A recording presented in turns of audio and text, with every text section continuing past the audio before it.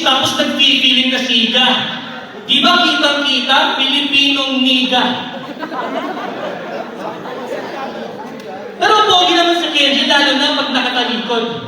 Hindi po siya maitim, sadyang kinulang lang siya sa hilod. Lupit-lupit po ba? Anong feeling mo isa kang rapper na quality? Pagdating sa mga bara, yung mga liga ko, mas marami yung quantity. Mga sinasabi mo, puro peke in English fallacy. Ito ba yung rapper na mayaman, nakikitahin ng sa Jollibee? What the fuck? Itong sasabihin ko, Maren, gonna do it my way. Yung pormahan ko, parang galing LA, ito parang galing birthday. What? One way or another? Grabe ka naman. Itong mga sinasabi ko sa'yo, pare, sa'yo ay pabor. Anong feeling na ako nakakotse, tapos ikaw tatlo yung motor? Ay, pero okay lang yan. Kasi yung asawa niya dalagang Pilipina. Pero ako yung magiging matador. Dalagang Pilipina asawa mo, tapos mukha kang binatang kargador? Oh shit! Alam ko naman sa mga sinasabi ko, kitang-kita na yung skin tight. Ikaw yung klase ng rapper na white at yung skin white. Tinan mo, piyesa dito, tapos dumayo pa ako. Ang swerte mo naman. 4 na oras na travel time, tapos kalaban ko, ito lang. Yung sapatos, 150. Yung shorts, siniram kay kumpadri. Yung damit, parang kailangan mo ng tiki-tiki. Pero okay lang yan. Laitin mo na ako kasi nga, syempre, home court. And I know that this is the time that I'll be falling short. Pero pagdating ba sa English, can you take me? Baka sasabihin mo lang, okay. Yun ang kaya mong gawin, Kenji? Ito ba yung presidente nyo na napakalakas? Pero balita ko, may almoranas nang lumalabas. What? Lalaitin lang kita, boy, kasi sobra mong itim. Alam mo ba nakikita kita? Lagi mo itim. Ang itim-itim. Ano ba nangyari sa iyo, brother? Siguro, dati nung bata ka, naglalako ka ng divider. Libot-libot, tapos papautang 3 gigs. Malupit. Talagang siksik. Pero sigurado matatamaan itong liptik, alintik. Kaya sige Kenji, aral mo na. Pero ipakita mo na lang na nag-iinggit ka sa kaputian ko. What the fuck? Wala ba na Kenji? Yo! Mainim daw ako. Kutis to ng mga Pilipino. Oo, maitim ako, pero mas guwapo ko sa'yo. Galing daw yung Jollibee, naki-birthday. Sinabi ng gunggong, oo, galing akong birthday kasi ikaw yung pupultrimin ko ngayon. Tapos sabi mo kanina, kargador ako. Masyado kang pabita.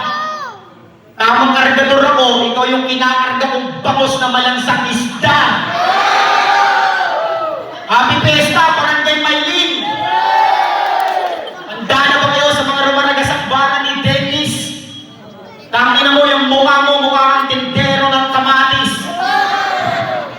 Balita ko, sweet kayo ng jowa mo. Sana panghabang buhay na kayo. Ang di ko lang matanggap, ba't timsum nyo magtabi ng mundo ay magkabig bahay lang kayo. Siya nga pala si Dentist. Dentistang walang klinik. Sabi mo kanina yung motor ko, iyo bang binanggit? Kung yung motor ko, Honda Click, yung motor mo, Honda Kick. Tangina, tinitira na yung sapatos ko. Taka ka ba, pre? Original yan. Fresh from Italy.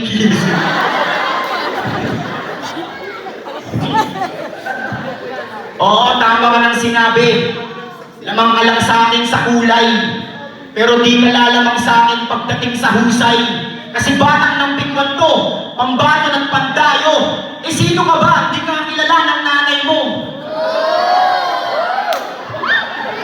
Tangina doon, oh, speaking of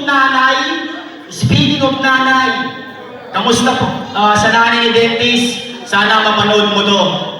Isa lang po masasabi ko sa inyo, putang ina nyo po. Pasensya na, ginagantihan ko lang itong bastos na anak nyo. Di ba ganyan ka?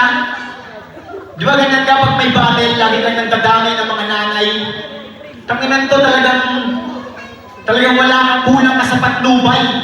Alam nyo nung pinagbubunti si Dennis, muntik na siyang nalaglag. E paano yung bugi ng nanay niya? Pasigsag. Tapos, nakita ko pa yung dede ng nanay mo. Ako'y napa-edi, wow.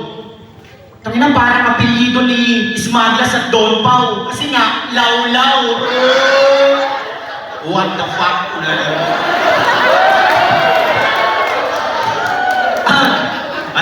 Oh, kininam. Hey. Oh, kita nyo di pormahan na.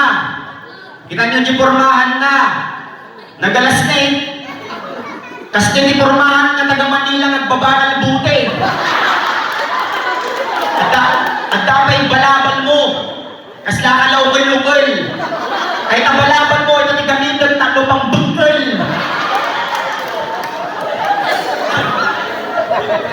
Binibirotya yung ginamit niyang beat kanina sa aming unang round. Di ka naaabot pa pare ng third round. Di pa ako seryoso. Binibasic ko pa lang to.